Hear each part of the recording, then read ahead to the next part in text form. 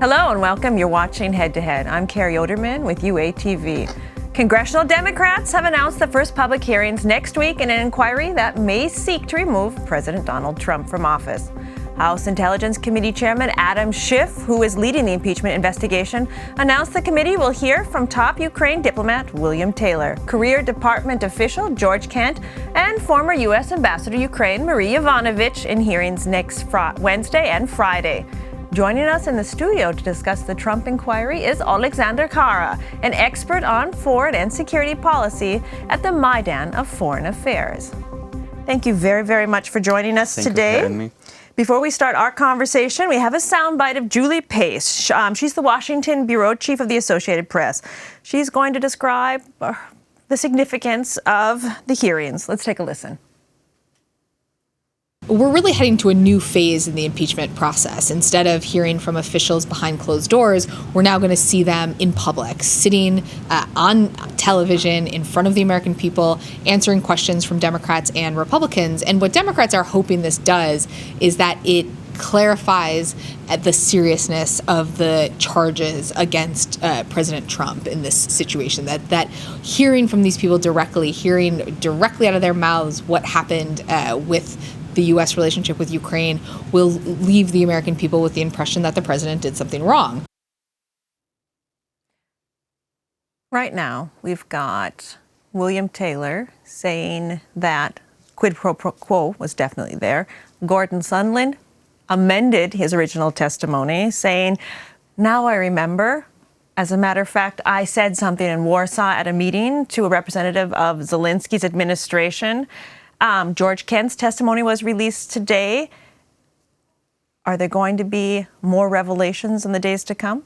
Well, I'm not sure, because the two key testimonies were of Bill Taylor and Alexander Widman, who was a first-hand witness of the telephone conversation. And actually, what is more important, he just compared the audio version of the conversation and the written text, the transcript, and there were several amendments that actually defamated the whole text and some ideas. So I don't think that we will get some more additional information. Possibly we'll see new puzzles or pieces of the puzzle that will fit into the picture that Bill Taylor outlined to the congressman. So I believe that the most important thing is how to pursue the general public, that there was quid pro quo, not the congressman, and including the GOP people.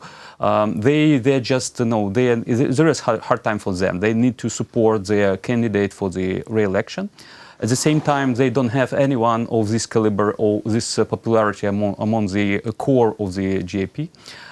So at the same time, they understand that there is a huge criticism with regard to Mr. Trump's dealing with foreign policy issues like Syria, like Ukraine, and some others.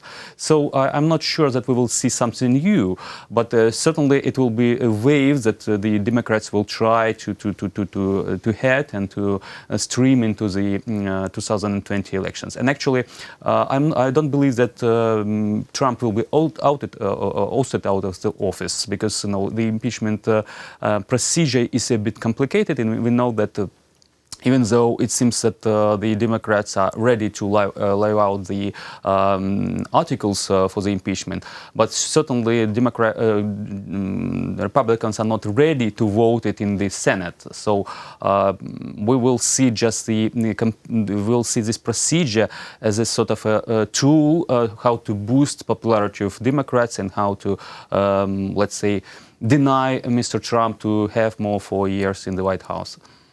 I think there's quite a bit of polarity right now in the United States. And you're right, I agree with you. In the Senate, the Republicans have the majority. The likelihood of them going through with an impeachment of President Trump is naturally very, very low. This could actually hurt the Democrats. Don't you agree? If the impeachment procedure goes on, Democrats who should be campaigning in hard-fought seats are now going to be stuck in Washington going through this process that isn't going to change anyone's opinion.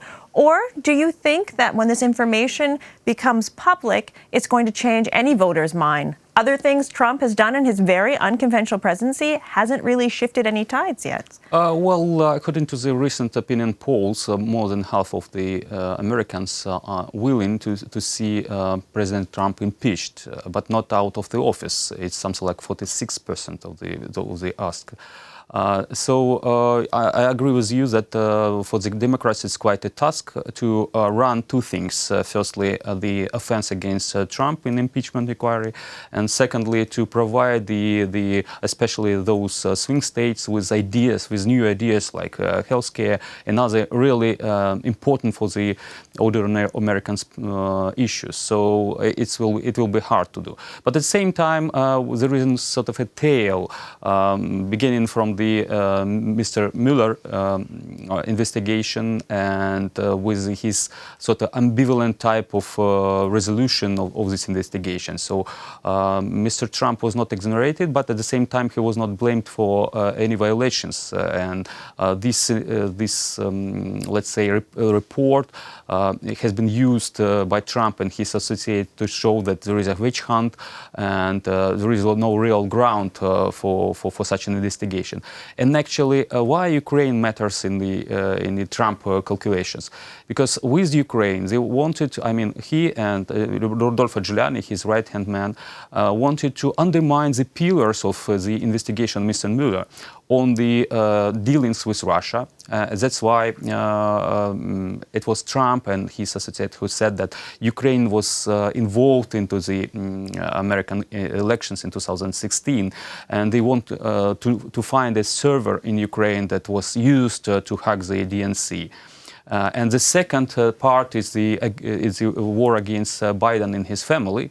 And we've seen that there is no real ground, legal ground for such an accusations. And unfortunately, these, let's say, conspiracy theories, they were used by Giuliani to, let's say, to create such a grim picture of Ukraine that Trump just tear apart the draft of the congratulation letter to our president. Well, you mentioned the Mueller report. Bill Barr has not stepped up and said what President Trump did wasn't illegal in this case with the quid pro quo. Is this evidence that people are going to slowly start distancing themselves from Trump to play it safe until they know how the impeachment hearing is going to go?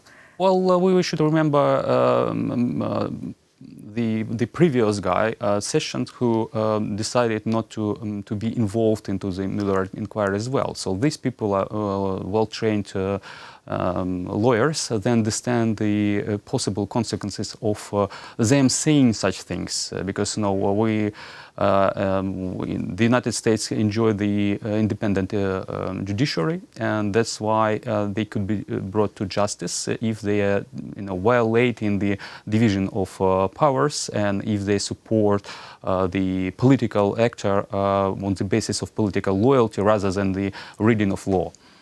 We're focusing a lot on what's going on in the United States. We can't forget that Ukraine is tied very closely to this. Something that I've been wondering about is we're talking about Donald Trump's intentions, but people seem to be neglecting the fact that President Zelensky said there was no pressure. How is the population in Ukraine, his supporters, reacting to the fact that he might not have been so straight? Well, even his opponents here in Ukraine were reading the transcripts of the telephone call between the presidents with a bit of relief, because, I could not imagine any other president, including Mr. Poroshenko, who would said there was a pressure, there was a quid pro quo. Certainly, it's not in interest of Ukrainian president to lose the support of the President of the United States and the whole American government. I understand that we can rely on the Congress and bipartisan support from the Congress, but at the same time, we understand that the executive prerogative is the most important thing for us. And certainly this withholding of the military aid towards Ukraine for several months with no justification was really damaging Ukraine. Not just militarily, because we're still in war with Russia, and each and every day we are losing our compatriots. But at the same time, it's a signal to Russia that they can advance, they can they can not think about any kind of compromises with Ukraine or getting into the real negotiations how to stop the Russian aggression in Crimea, in Donbass, and not to mention Crimea at all. So you're saying that President Zelensky had no choice. He was in the New York press conference visibly uncomfortable with the situation. Is this the case of maybe a small white lie for the greater good then for Ukraine? Well, I think so. It's a case. And what is good that President Zelensky didn't ask Prosecutor General of Ukraine to relaunch the investigation. Because if there was such a thing, it means that Ukraine really intervened into the 2020 campaign, and it would have damaged Ukraine and stands within the friends of Ukraine, within the first and foremost democratic party. So it's good that they choose the legal way. We have an agreement between Ukraine and the United States on the legal matters. So the Ministry of Justice of the United States can require any information or any kind of assistance from the Prosecutor General's Office of Ukraine, and we can investigate legally possible involvement of Hunter Biden and possibly misdeeds of Hunter Biden in this company. But fortunately, we haven't done it in advance, and if there is such a request. But at the same time, it's one of the arguments of Mr. Taylor that it is strange for the American government to ask to investigate the foreign government on their citizen, whereas this citizen violated Ukrainian law. Because it's up to the Ukrainian law enforcement agencies to investigate any violation of Ukrainian law on our ground. Is it a possible workaround because the Trump administration was aware that they couldn't get their own legal system to go after the Bidens, so they were hoping that they could bend Ukraine's a little bit in their favor? I'm not sure that even if there is such an investigation, it could be successful in terms of Mr. Trump. Because if we have a look at the timeline, when the investigation to the Burisma was launched, it was about, and first and foremost, about the misdeeds of the Ukrainian governmental officials who were issuing licenses on the extraction of the oil and gas in Ukraine for their own benefits. It was not about any kind of foreigners who were sitting on the board. And the investigation was closed down before Hunter Biden was joining this company, and the firing of the Prosecutor General of Ukraine, Mr. Shokin, was not related to any investigation to Burisma and Biden's. It was related to the lack of, let's say, transformation of the Prosecutor General's office, and we can see it clearly in the testimony of Ambassador Yovanovitch, and certainly Mr. Taylor and some others. So it's up to the Ukrainian parliament and president to decide such thing. But there was a huge pressure, not just from Vice President Biden, but from the European Union, IMF, and some other actors who are interested in reforming Ukraine and fighting corruption.